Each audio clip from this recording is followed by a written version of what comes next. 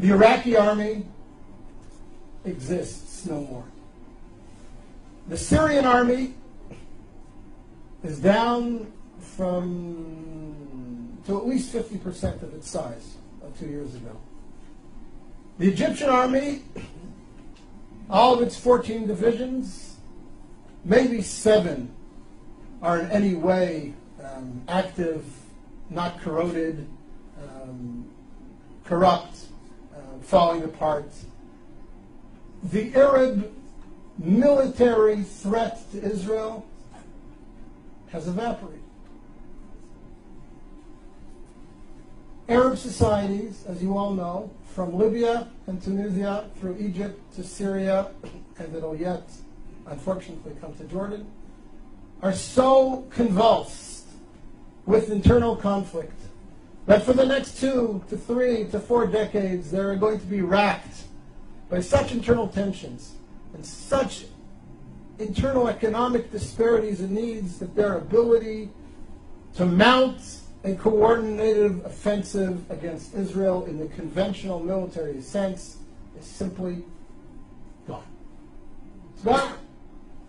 It's gone. So before we start discussing all the threats and the emerging threats and the dangers that are posed to Israel from the crumbling of the old Arab architecture around Israel, first let's recognize that the conventional military threat against Israel has greatly disappeared. And that is a net gain for Israel. It has tremendous long-term significance. Now, we all know that there are new threats emerging. What was the authoritarian control over countries like Egypt, where the security services had penetrated every element in society. You couldn't burp, you couldn't breathe, you couldn't blow your nose without somebody in the security services knowing about it. That's all gone. Morsi doesn't have control over the streets of Cairo, never mind the sands of Sinai, and whoever emerges as the leader or one of the leaders in Syria towards the future will never have the same authoritarian control over the country that Assad's Mukhabarat, his security services, had. So that creates potential for great conflict. We all know about the threat of weapon stocks, missiles spreading all over, new weapon systems coming into the region, whether it be from Iran or from Russia. All these pose security threats to Israel that Israel will have to deal with in the coming years and perhaps decades. The conventional military threat.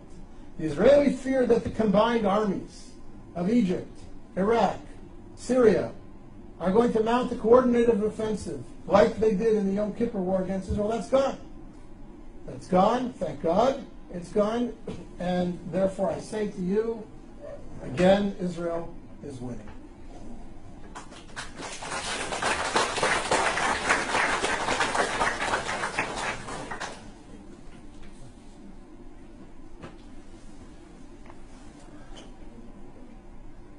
Point number 9, in grand historical terms, of course Israel is winning. Look at the society that's been created in Israel. Look at the creativity of the Israeli community. Look at the vibrancy of life in Israel. I look at my kids. I have a son-in-law who's a software engineer in Israeli military intelligence. I have a daughter doing her PhD in genetics at the Hebrew University. I have a daughter studying architecture at Ariel University in Samaria. I have a son completing his bachelor's degree in computer science in high school, and he will graduate high school with his degree in computer sciences, and he has studied intensively 17 tractates of the Talmud, and he knows his Bible inside out and backwards. And I have 2 younger kids who are in younger grades, and I look at them and I see their contributions and their future contributions to Israeli society, and I look at their friends who are all doing similar exciting things, and one of my daughters is a little bit of an artist as well. And you look at this and you say, what a wonderful youth we have, what a powerful country we have.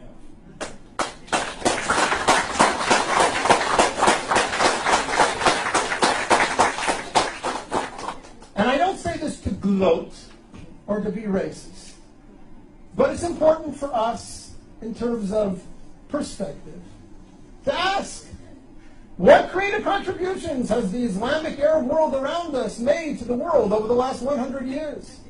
What technologies have been bought by Facebook, Yahoo, Microsoft, and Intel from Saudi Arabia? What's the gross national product of all 40 Arab countries around us put together, leaving oil aside? And again, not because I mean to be denigrating or dismissive of the Arab world, and not because I want to gloat, but because I want to reinforce in our own minds how powerful we are, how vibrant a society, how creative a society Israel has become, how proud we ought to be, how right we are to be able to continue to claim that Israel is an honorable member of the world community and making contributions to that world. It's important for us to remember that we're winning. We have a wonderful country, and it will yet do great things for the Middle East and for the world.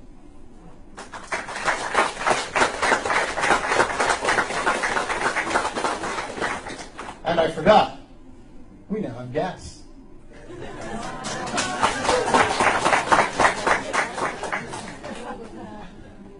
Milk and honey, we're still looking for the honey.